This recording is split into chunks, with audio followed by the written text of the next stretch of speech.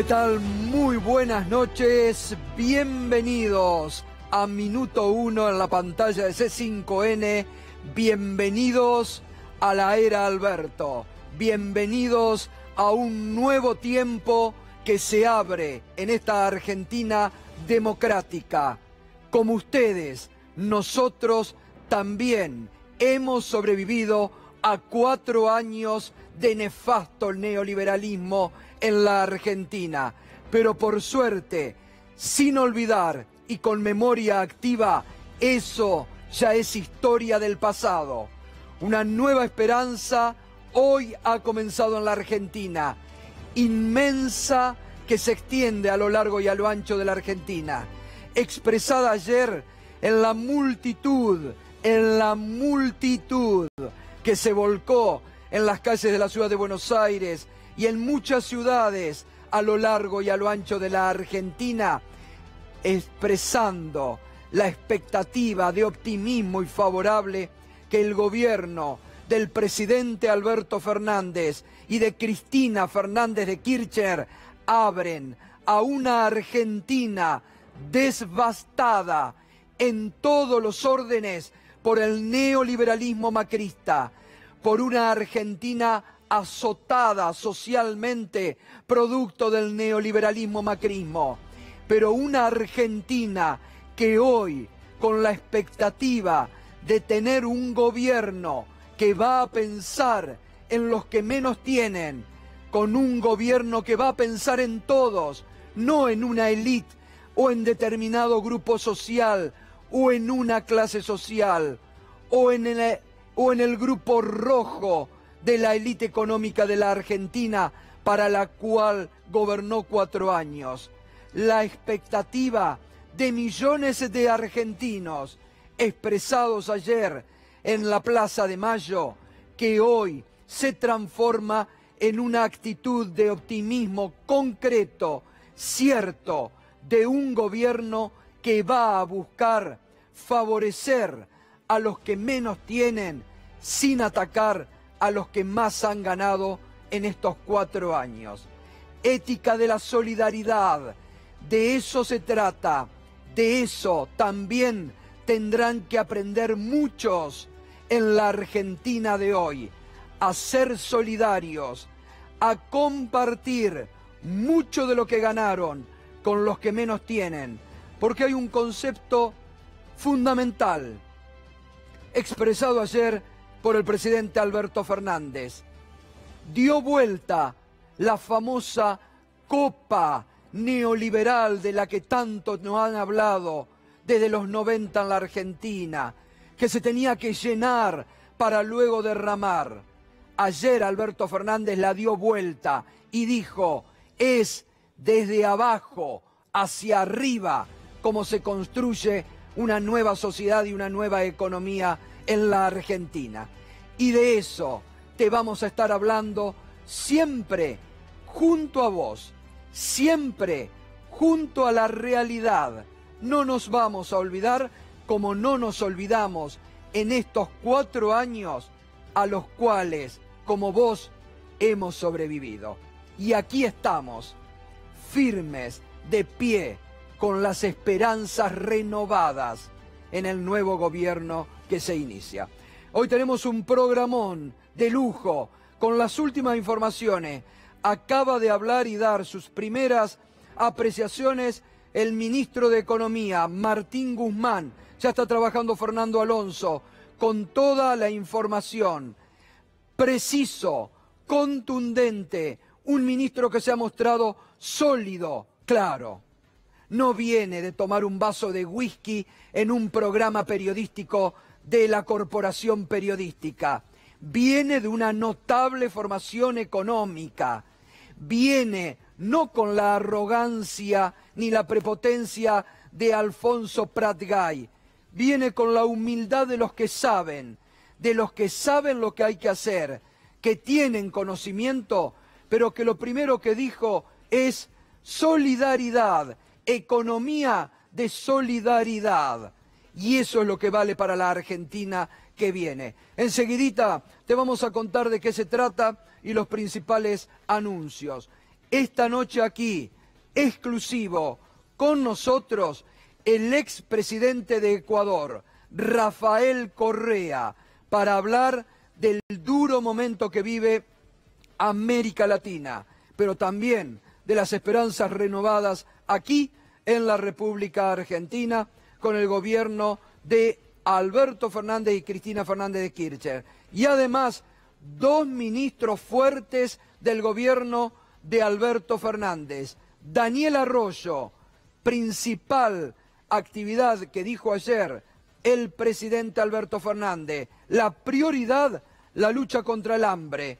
La viene a explicar esta noche Daniel Arroyo. Y además, el ministro de Educación, Nicolás Trota, que va también a hacer esta noche seguramente anuncios de importancia aquí en Minuto 1.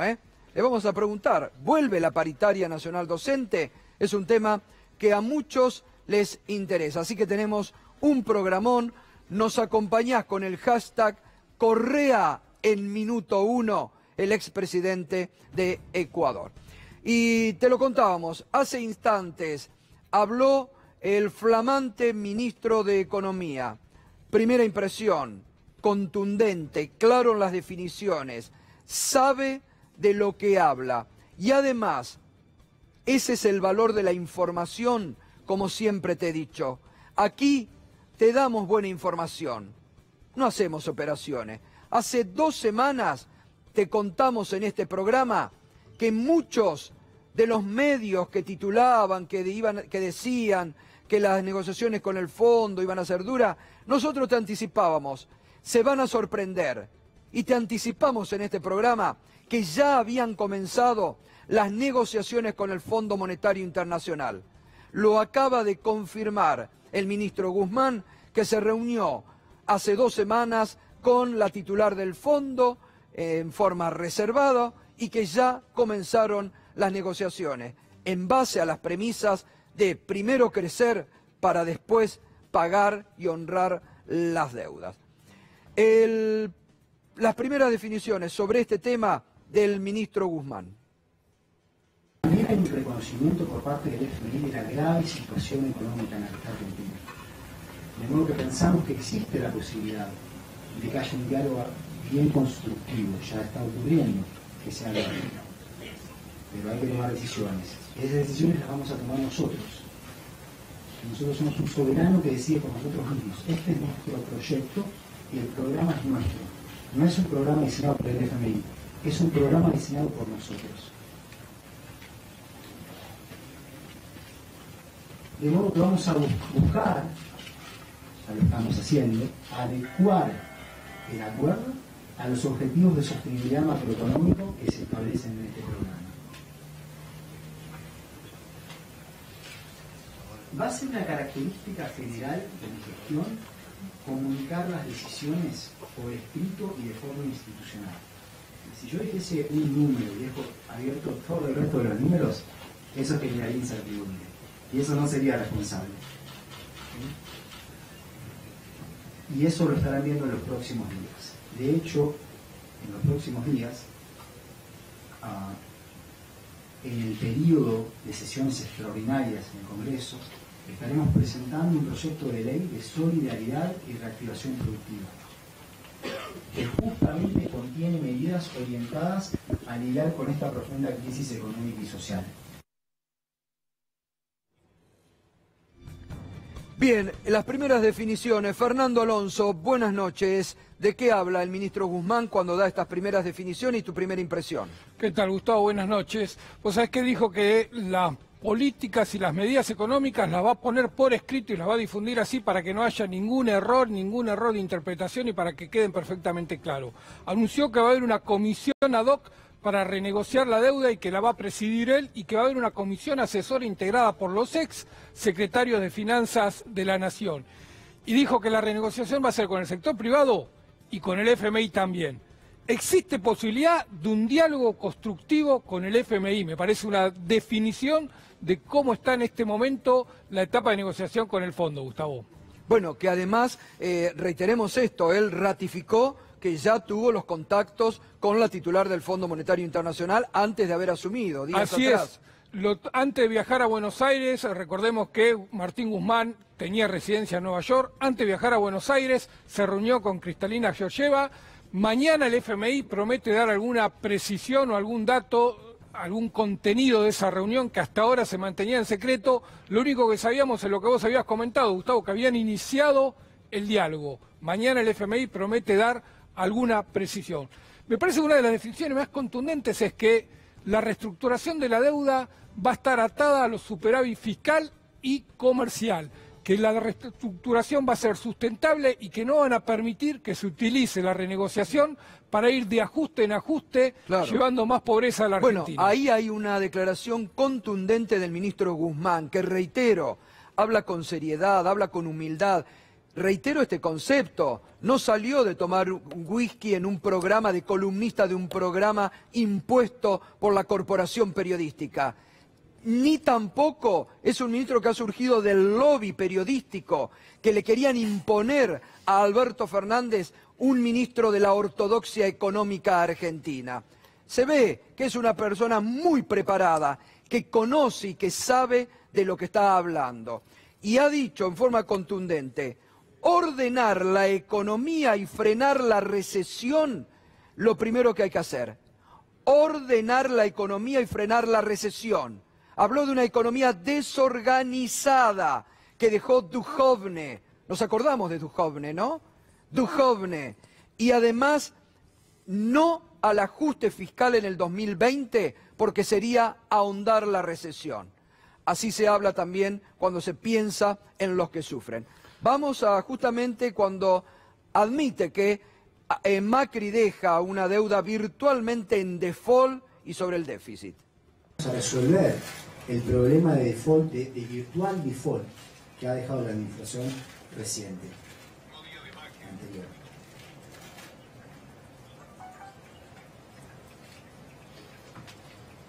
Cuestión fiscal. ¿Cómo vemos la cuestión fiscal? Reconocemos que hay un problema. Argentina tiene que converger a una situación de equilibrio fiscal en la cual se alcanzan superávit primarios. Es necesario para la sostenibilidad de la deuda, es necesario para el buen funcionamiento del sistema monetario en general. El problema es que eso no se puede hacer de golpe. Nada se puede hacer de golpe. El año 2020 no es un año en el cual se pueda hacer ajuste fiscal. Una contracción fiscal mayor profundizaría la recesión y agravaría la caída. El tema es tener la posibilidad, el aire, para no tener que hacer esa contracción fiscal. Ahora, por otro lado, hoy no se cuenta con ningún recurso extraordinario como para poder dar un impulso fiscal fuerte. Argentina no tiene acceso al crédito, lo ha perdido. Justamente los mercados reconocen que la situación de la deuda es insostenible. Y querer financiar una expansión fuerte con emisión monetaria, eso sería desestabilizante. Eso desestabilizaría la macroeconomía. Entonces, lo mejor que podemos hacer en este momento es detener la contracción, entendiendo que no contamos con los recursos para hacer un impulso fiscal fuerte. Fernando. O sea que es muy interesante, Gustavo, porque se estaba planteando en el fin del ciclo de Mauricio Macri que venía la irresponsabilidad total a manejar la economía. Ahí Martín Guzmán lo dijo muy claro. Sabemos que tenemos restricciones fiscales, no vamos a hacer locura, no vamos a financiar con emisión monetaria lo que no se puede financiar. Vamos a arrancar por frenar esta caída que nos dejan y después vamos a empezar a salir. Muy claro, no va a haber una política monetaria extremadamente expansiva, pero va a haber lo justo como para frenar la caída y empezar a crecer, Gustavo.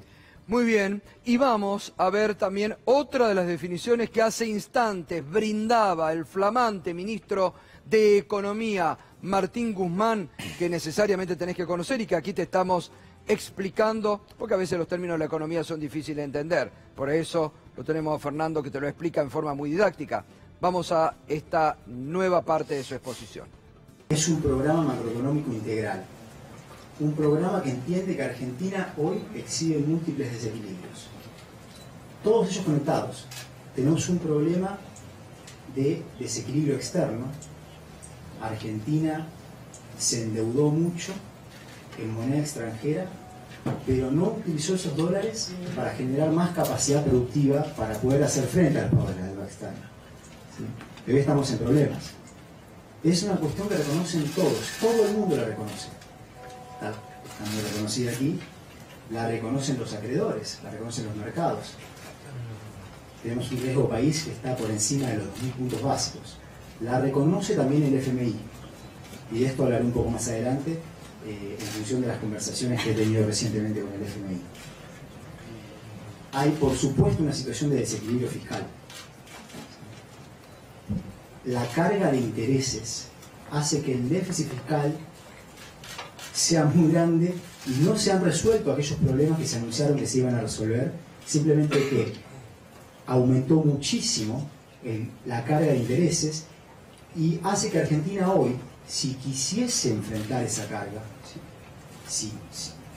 lo que tendría es la necesidad de hacer un ajuste fiscal brutal que profundizaría esta situación de caída que viene Argentina.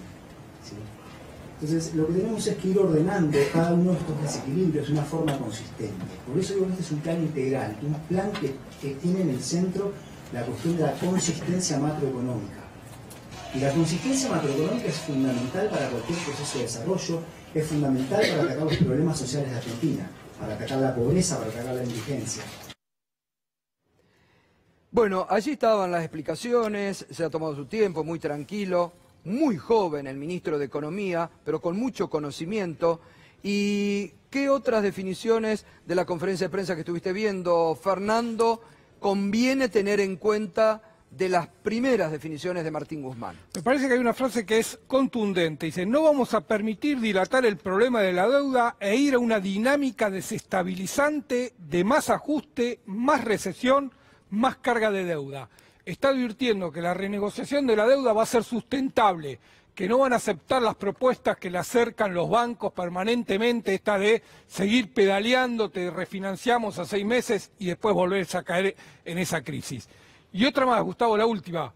Dijo que el dólar recibieron un super cepo y recibieron una situación crítica con el dólar, que la van a intentar administrar, que por ahora no hay necesidad de doblar el tipo de cambio y que en la medida que puedan recuperar la solvencia externa se podrá ir aflojando ese super cepo que dejó Macri como símbolo, dijo, de la crisis que estaba atravesando.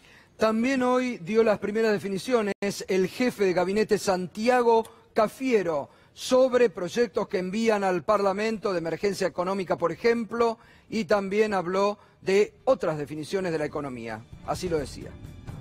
La prioridad nuestra es avanzar rápidamente sobre los sectores que han sido los más postergados, que generar un shock en esos segmentos es lo más relevante que puede hacer un gobierno cuando inicia, empezando a ver cómo ponemos esas prioridades al frente de nuestras gestiones de cada una de las carteras. ¿Es correcto que va a haber un anuncio de reforma previsional? No va a haber un anuncio. ¿Es correcto que se puede, no sé si desdoblar el mercado cambiario o crear un dólar turista? No estamos pensando en desdoblamiento cambiario. Lo que sí estamos trabajando es, en ver cómo empezamos a atacar este súper cepo que tenemos, que nos dejaron, y cómo lo hacemos convivir, cómo hacemos convivir esa medida con el poco nivel de reservas que tenemos también, de reservas de libre disponibilidad, básicamente, ¿no?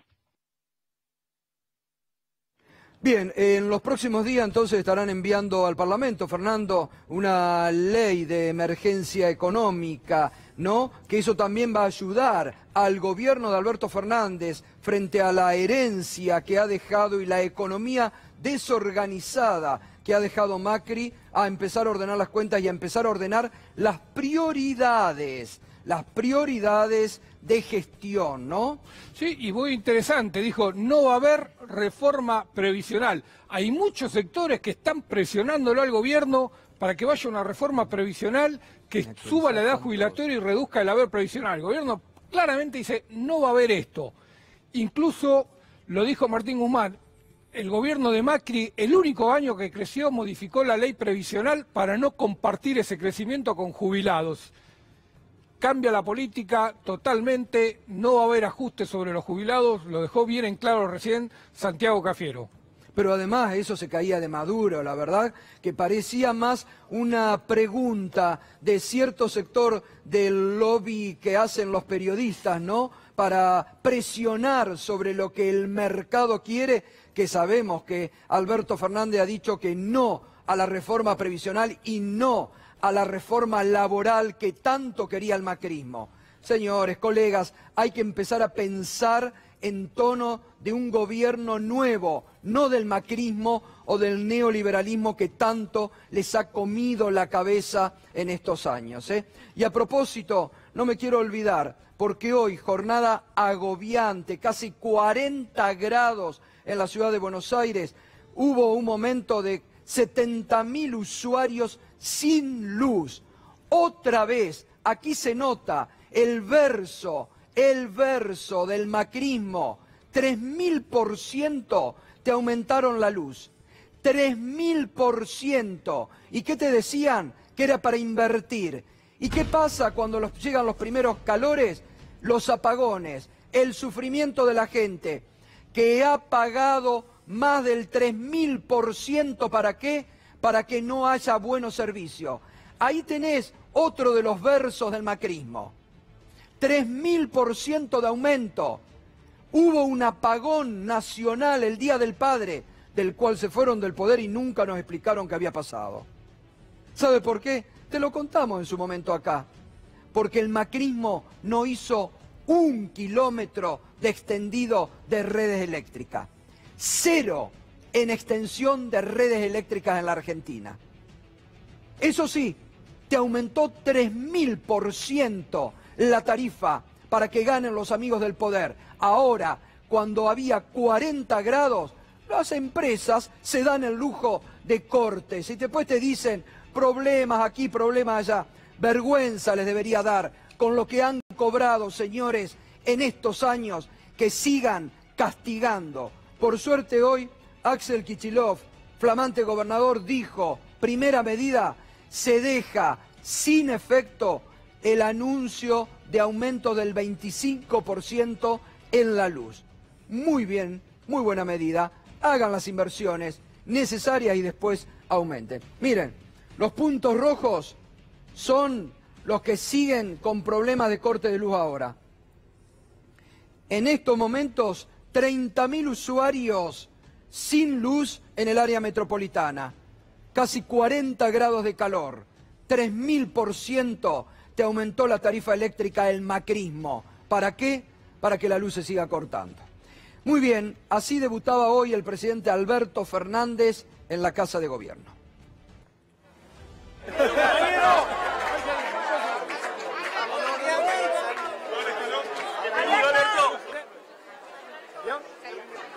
A la 1, a las 2 y a las 3. Una más. 1, 2, museo.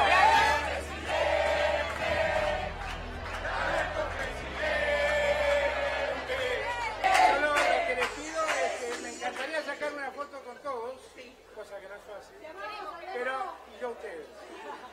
Vamos a seguir trabajando. Así se presentaba frente a los laburantes de la Casa Rosada y así era recibido, Así era recibido por los laburantes el presidente Alberto Fernández, el que fue ovacionado cuando ingresó a su despacho, sorprendido también por los laburantes, el ministro de Salud, porque hay Ministerio de Salud nuevamente en la Argentina, el ministro de Salud, Ginés González García.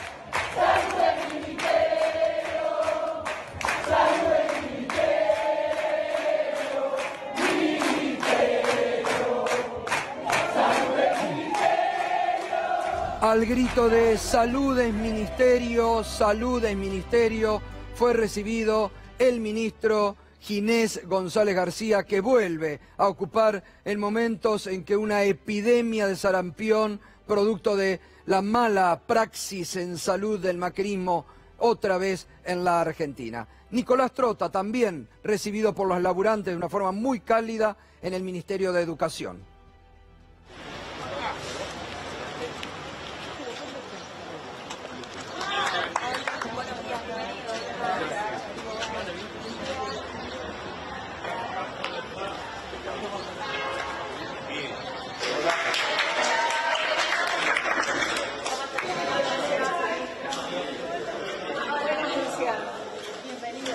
Muchas gracias.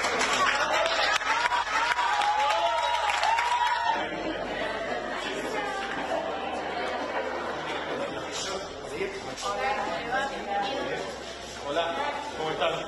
Hola.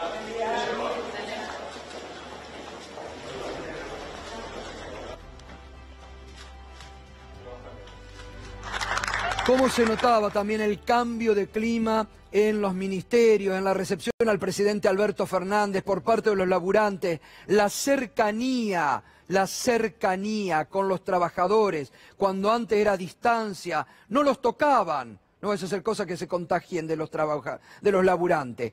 Eso es también lo que desde ayer te estamos marcando. Es un gabinete de gente laburante, que conoce al laburante, que se ha metido en el barro y que sabe. Allí estaba Nicolás Trota, esta noche va a estar aquí con nosotros, acompañado de Adriana Puiggrós, una de las personas que más sabe de educación en la República Argentina, que va a ser la vicejefa de educación. Entonces, también es alentador para una materia pendiente que nos ha dejado el macrismo, el tema de la educación.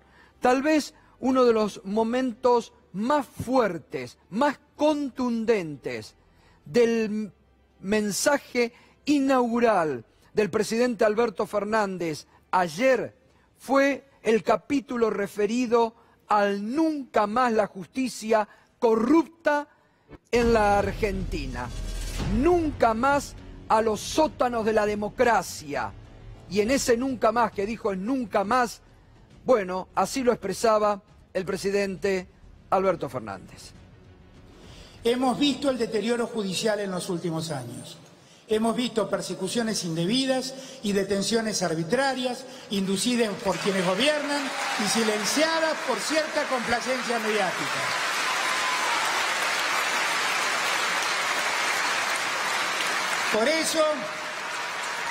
Por eso hoy vengo a manifestar frente a esta asamblea y frente a todo el pueblo argentino un contundente nunca más.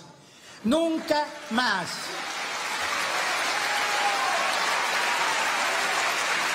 Nunca más a una justicia contaminada por servicios de inteligencia. Nunca más a una justicia contaminada por operadores judiciales, por procedimientos oscuros y por linchamientos mediáticos.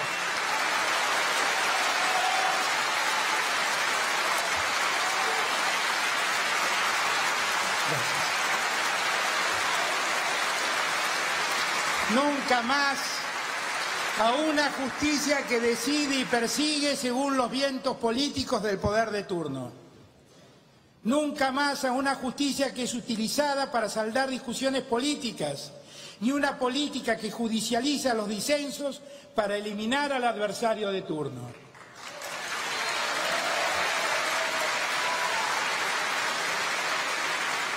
He decidido que sea intervenida la Agencia Federal de Inteligencia.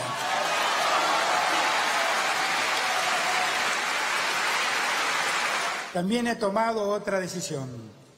Dichos fondos reservados no solo dejarán de ser secretos, sino que serán reasignados para financiar el presupuesto del Plan contra el Hambre en Argentina.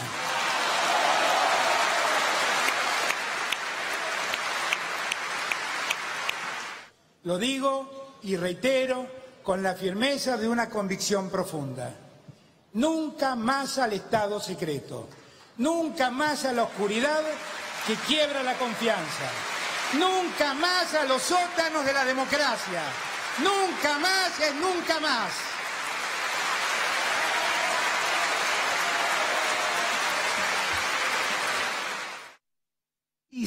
Contundente, duro como debe ser el presidente Alberto Fernández. Ahora atención, porque ya comenzaron hoy los operadores mediáticos que durante estos 4 años llevaron adelante el linchamiento mediático. Los operadores mediáticos, otrora vacas sagradas del periodismo, convertidos en los últimos 4 años en operadores políticos del macrismo, a decir que no hubo operaciones, que no, los servicios no estaban. Salen a defender hasta esa vergüenza nacional. Claro, han estado muy comprometidos. Han estado comprometidos con los delitos que hacían esos operadores judiciales que la AFI mantenía con los fondos reservados. Están muy comprometidos. Enseguidita nos vamos a ir a charlar con Tuni Coleman porque hoy, y atención, ahora se empieza a destapar ese sótano de la democracia que hablaba Alberto Fernández, porque hoy se fue aceptado como arrepentido el ex espía Marcelo Sebastián D'Alessio. ¿Te das cuenta de ahí lo que puede surgir si ya empezaron a surgir muchas cosas de lo que ayer hablaba Alberto Fernández? Y ayer, cuando Alberto Fernández decía nunca más a una justicia utilizada para eliminar adversarios políticos, la cara de Ricardo Lorenzetti, ex titular de la Corte Suprema. Si podemos, ahí, pongamos ahí, por favor, detengamos la cara de Ricardo Lorenzetti. La cara de Ricardo Lorenzetti. Cómo lo miraba cuando el presidente hablaba del nunca más a las detenciones arbitrarias. Tenía motivos. Anoche lo explicó muy bien Irina Hauser, autor de ese excelente libro sobre la Corte y las intrigas de la Corte. Lorenzetti fue el autor de la después llamada doctrina Irursun. Lorenzetti fue el que sostuvo a Bonadío frente a todo lo que Bonadío hacía al margen de la ley. Lorenzetti fue el que permitió las detenciones arbitrarias en la República Argentina, con una corte que miraba para el costado, que se hacía la distraída, que no paró el desaguisado que hicieron jueces en estos años arrodillados ante el poder de turno. Y esta es la cara de Lorenzetti ayer, cuando el presidente en forma contundente expresaba este nunca más. Que reitero, empezaron hoy los operadores mediáticos, que parece que van a seguir siendo operadores mediáticos del macrismo, a tratar de enchastrar estos anuncios, de decir, ¿dónde van a sacar la plata para ahí lo explicaba perfecto, de los fondos reservados? Fondos reservados que manejó arbitraria y sin ningún tipo de control el macrismo, que sirvió para alimentar durante tantos años a estos espías. Habló sobre esto hoy la flamante ministra de Justicia, Marcela Lozardo. Esto significa los cambios que hagan que la justicia sea más eficiente, más eficaz, más independiente. Cuando él habló de los muros, cuando él habló de que no va a haber más operadores judiciales, bueno, todo eso es la base de lo que va a ser el sistema. Con mayor transparencia en todo el sistema de justicia federal, nosotros tenemos que tratar de ver el sistema acusatorio. Por eso el presidente habló de que basta de operadores judiciales, y creo que eso fue muy claro. Y la realidad es que las sentencias irán cambiando dentro del sistema judicial como corresponde. Para eso están las distintas instancias. El Poder Ejecutivo no puede invadir en el Poder Judicial. Entonces todo se irá corrigiendo desde ese lugar. Bien, y lo tenemos ya en el móvil a nuestro querido colega Tuni Coleman. Tuni, buenas noches, ¿cómo estás? Hola Gustavo, ¿cómo vamos? Bueno, queriendo saber las novedades, muy importante la aceptación por parte del fiscal Curi de arrepentido del ex espía Marcelo Sebastián D'Alessio, ¿no? Efectivamente, Gustavo, hoy a las 4 de la tarde se firmó el acta por el cual finalmente D'Alessio va a ser el primer arrepentido de esa causa en Dolores. Veremos qué es lo que sucede, pero en principio el fiscal puso en el acta que lo que aportó D'Alessio es verificable, o sea que son pruebas verificables. Y el acuerdo se le llevó hoy mismo al juez Ramos Padilla y después veremos, el juez no estaba ahí, el juez no estaba hoy, estaba tomando exámenes en la facultad, pero mañana, por supuesto, se va a ocupar del tema. Ahora, un arrepentido que puede decir mucho tal vez en una causa escandalosa que liga al poder de jueces, fiscales, periodistas, de extorsión, de causas armadas, de que hay mucho para saber de esto, Tuni, ¿no?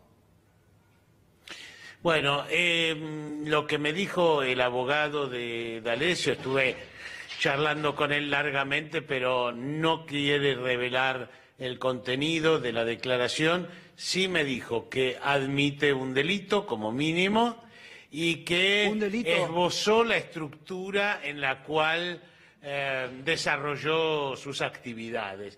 Yo supongo, Gustavo, que apuntó en general a la Agencia Federal de Inteligencia y a los cuadros intermedios, a quienes, digamos, de alguna manera le daban instrucciones. Yo, por lo que sé de antes, creo que también va a involucrar a las diputadas de la coalición cívica, claro, porque de alguna manera le encargaron algunos... Elisa Carrió y Paula Oliveto. Sí. A quienes muchos señalan y como... Mariana Zubich. Y Mariana Zubich. El trío. Carrió, Paula Oliveto y Mariana Zubich, a quien muchos identifican como autoras intelectuales de mucha persecución que hubo en los últimos 4 años en la Argentina, ¿no? Creo que él va a argumentar que le dieron trabajitos, por decirlo, por llamarlo cariñosamente. ¿Trabajitos? ¿Que ellas le daban trabajito?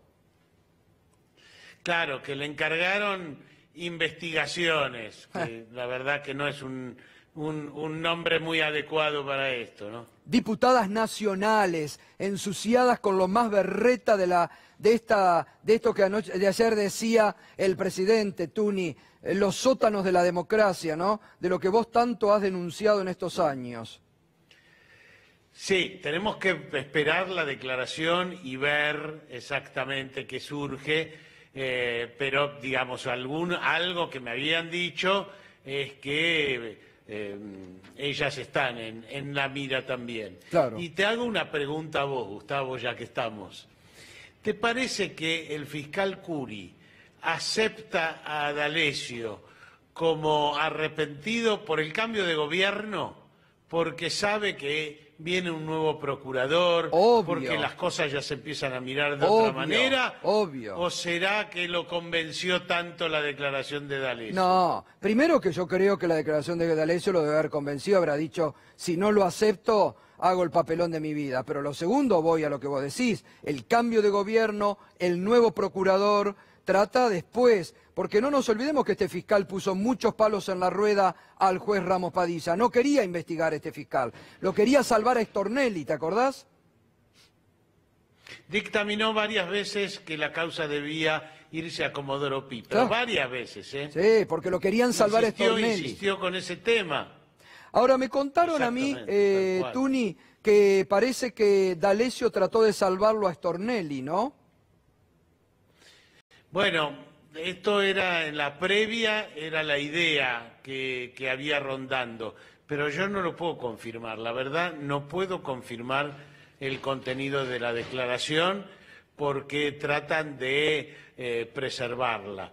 El juez Ramos Padilla va a convocar va a leer el texto, no sé si va a querer ver el video, pero sí va a convocar a una audiencia para después de dialogar con las partes para ver si lo acepta como, digamos, si acepta ese acuerdo. Ahora, Tuni, es muy importante algo. Vos lo dijiste al pasar, pero hay que remarcarlo. Este arrepentido fue filmado su testimonio, no como los de Stornelli, que no se filmó ninguno.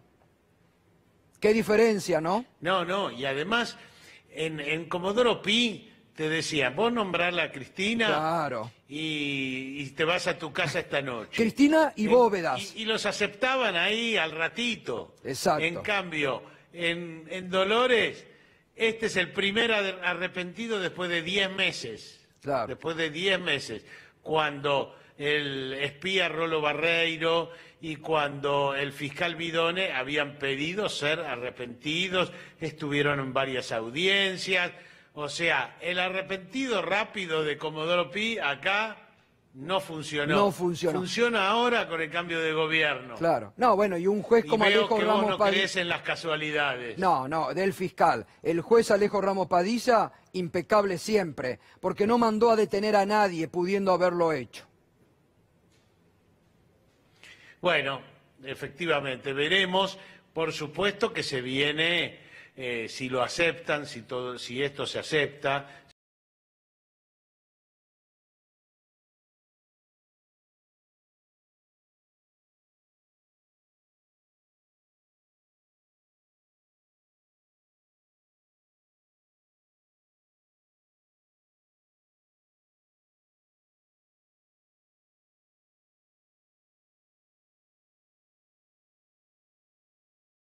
De D'Alessio. Bueno, Tuni, como siempre, muchas gracias por la última... que eso consta en el acta. Muy bien.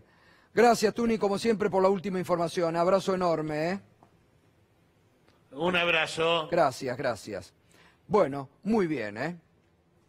Las cosas que cuando se sepa esto, que van a salir a la luz, de los sótanos de la democracia. Diputadas nacionales, autoras intelectuales de las persecuciones. Memoria activa también, ¿eh? Carrió Zubich, que está desaparecida, ¿vio que no se la vio más? Diputada nacional, queda como diputada nacional. Electa en la ciudad de Buenos Aires, la diputada Zubich. La diputada Paula Oliveto, a este nivel trabajaban con esas persecuciones.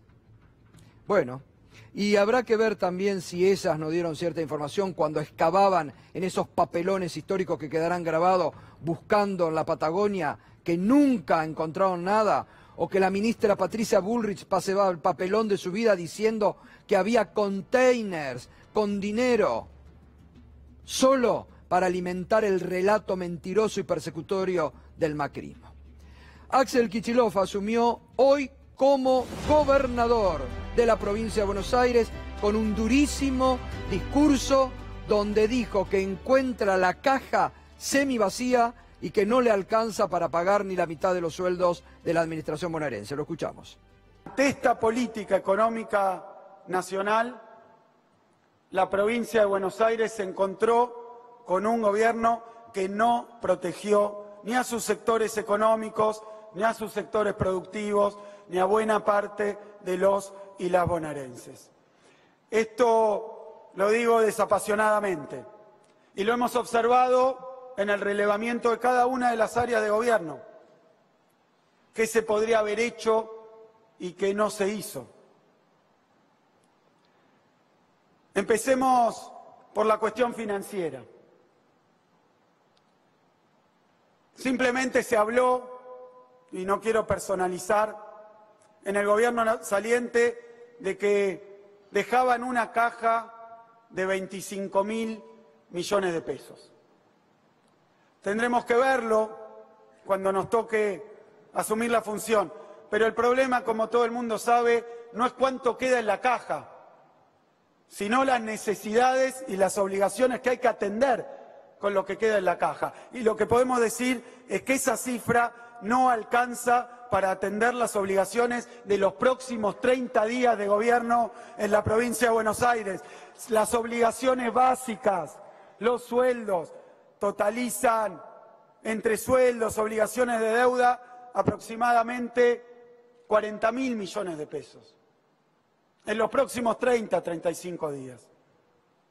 Eso se agrega la deuda y el no pago de proveedores. La cuenta da mal para la provincia.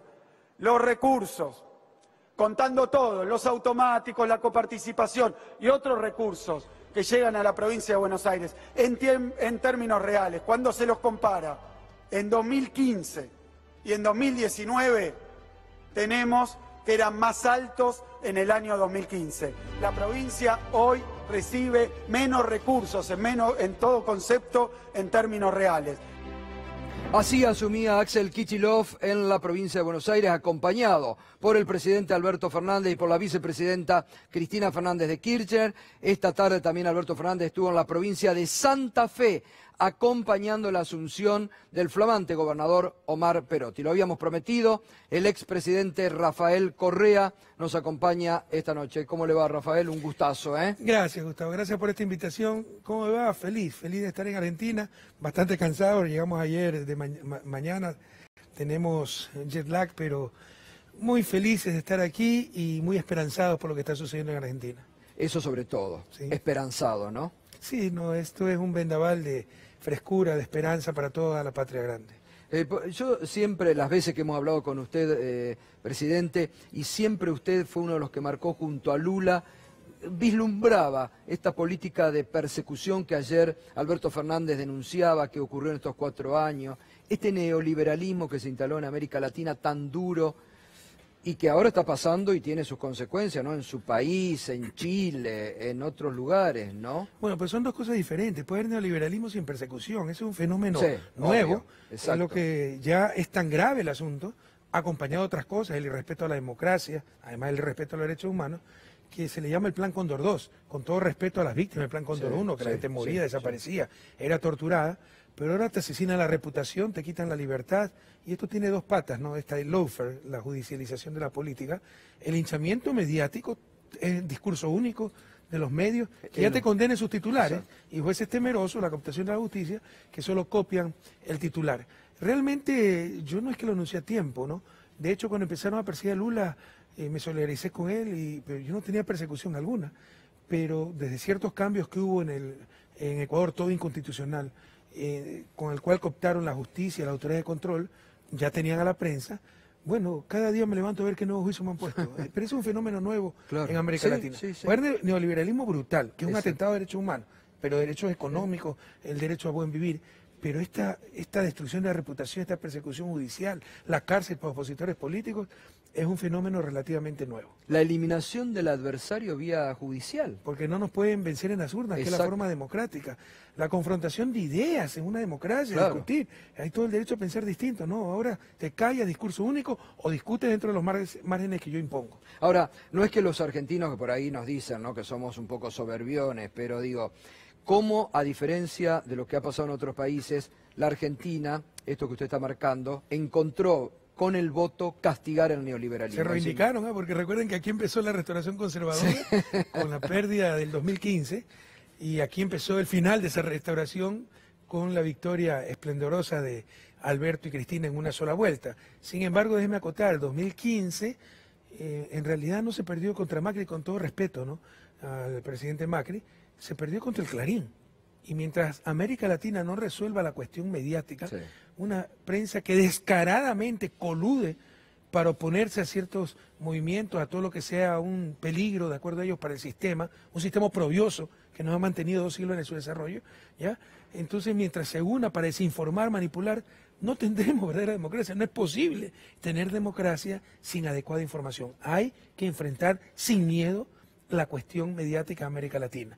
Con respecto al neoliberalismo, una acotación, ¿no? Ya te digo, no significa que represión, persecución sea inherente al neoliberalismo. Esta gente está juntando todo para tratar de aniquilarnos políticamente y mantener el status quo para siempre. Pero en todo caso, es un neoliberalismo que tiene condiciones diferentes al de los 90. La gente no tenía con qué comparar los 90. Ahora sí tiene con qué comparar. Y la prensa los puede engañar 6 meses que antes estábamos mal y ahora estamos mejor, como con Macri.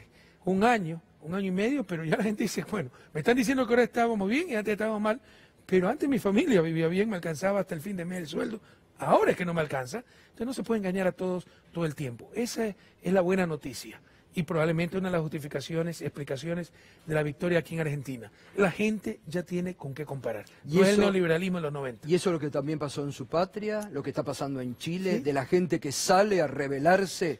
En Chile es un poquito diferente, como en Colombia. Ahí siempre ha dominado la derecha. Pero en Ecuador sí. ¿no? Pueden, o sea, que todo estaba mal con Correa, todo habíamos hecho mal. Y te empiezan a buscar de los 100.000 millones de inversión, la escuelita que tuvo demora, la carretera que tuvo desperfecto, la hidroeléctrica. Por supuesto que si hace tanta inversión algo puede salir mal. Obvio. ¿No?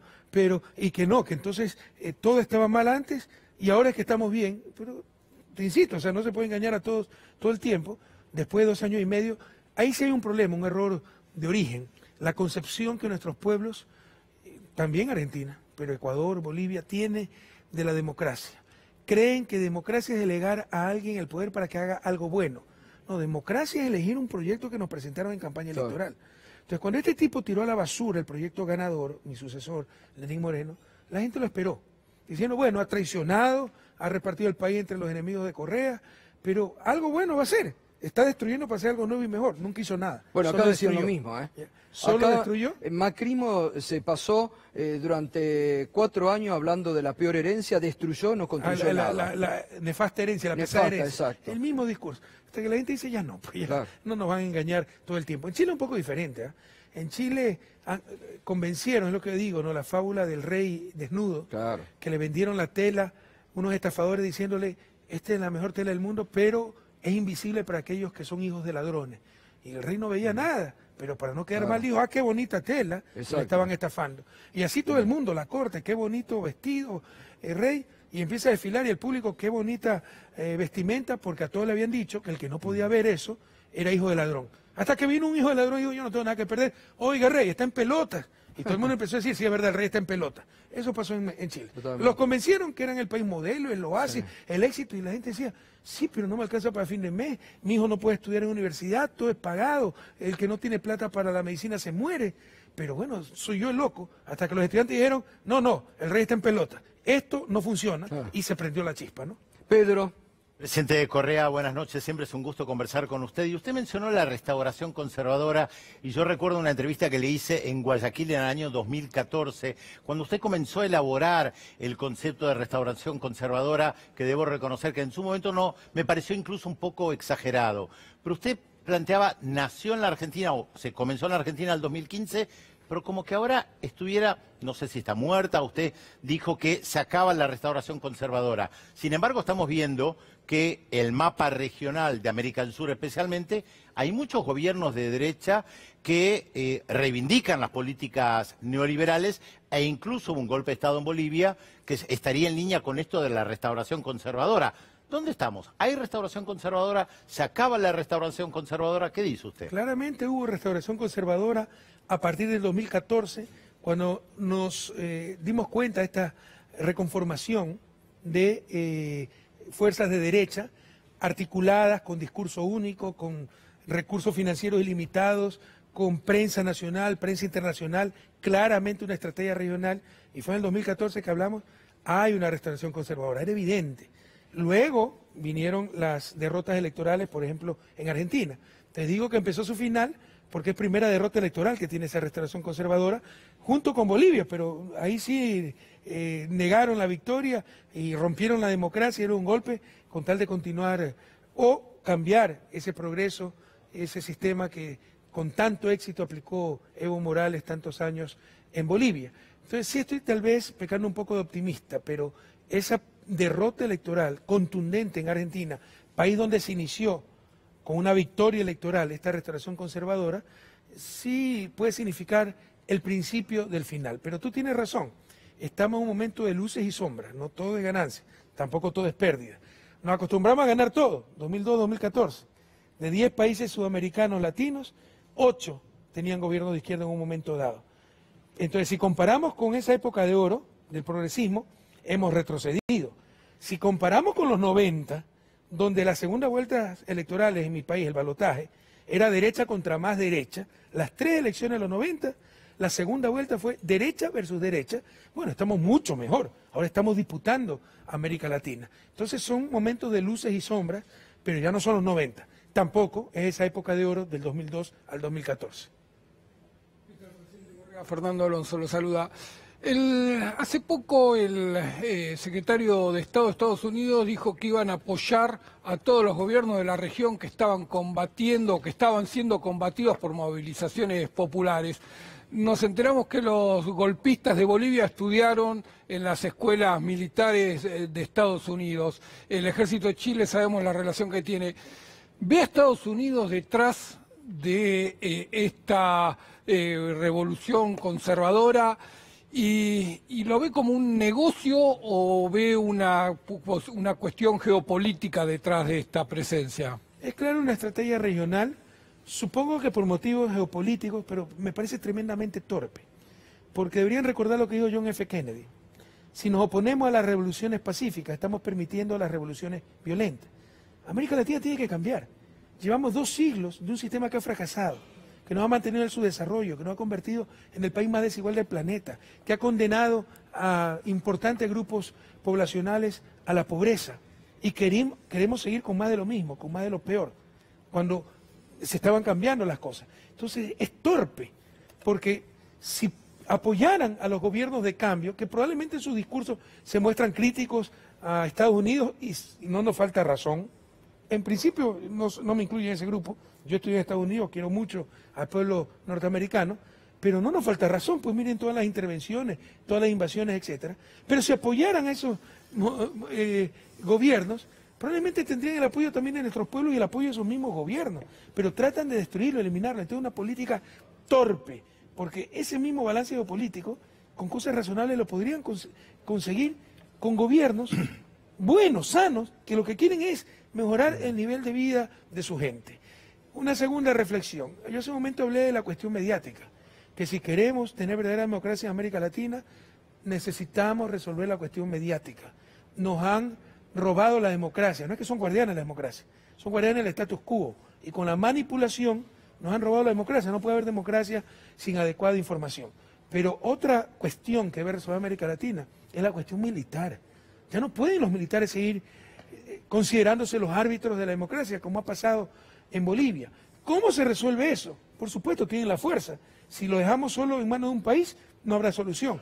Pero si a nivel regional e internacional,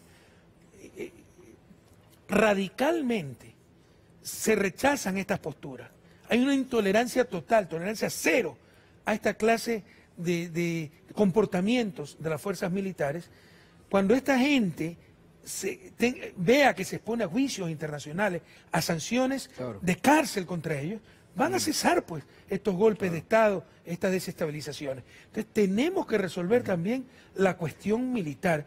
Mientras la democracia depende de lo que diga o no diga un jefe militar, no es verdadera democracia aquello. Exacto. Entonces, mientras no resolvamos esas dos cuestiones, la cuestión mediática y la cuestión militar, no tendremos verdadera democracia en nuestra América. Ahora, presidente, la Argentina también ha dado para la región, ha aprendido, porque en el 2015 se perdió porque el peronismo estaba cada uno dividido, los sectores progresistas, populares, todos divididos. Y aquí se aprendió que la unidad era el elemento esencial y se logró la unidad para vencer al neoliberalismo. Tal vez eso hay que irradiarlo también a otros países de la región. Sí, el ejemplo de Argentina es muy bueno y ahí está la genialidad de una Cristina Fernández de Kirchner y la generosidad de Cristina, una mujer sin duda histórica, duela a quien le duela. Pero tú tienes razón, muchas veces nuestro peor enemigo somos nosotros mismos. Exacto.